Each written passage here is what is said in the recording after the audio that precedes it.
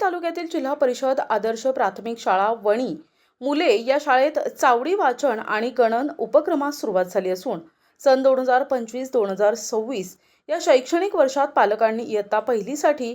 आपल्या पाल्याचा जिल्हा परिषद शाळेत प्रवेश घ्यावा असे आवाहन करण्यात आले।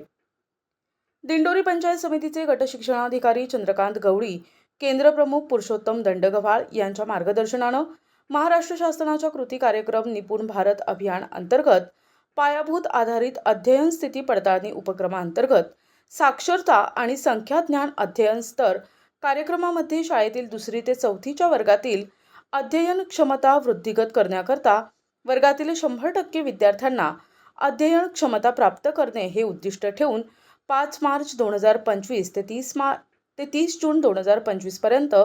वर्गातील सर्व विद्यार्थ्यांची अपेक्षित अध्ययन क्षमता प्राप्त असल्याची पडताळणी करण्याकरता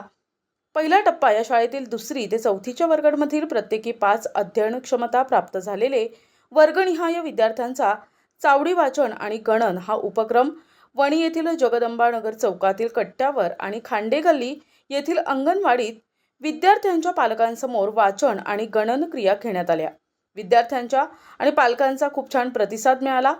पालकांनी विद्यार्थ्यांचं आणि शाळेचं अभिनंदन केलं। या उपक्रमासाठी शाळेचे शालेय व्यवस्थापन समितीचे अध्यक्ष संतोष गावित, सदस्य संजय ठाकरे, सामाजिक कार्यकर्त्या कौशल्याताई पवार, अंगणवाडी सेविका अनिताताई जाधव, मदतनीस हिराबाई माळेकर, पालक महिला पालकवर्ग, शिक्षक रवींद्र भरसट, ज्योती जाधव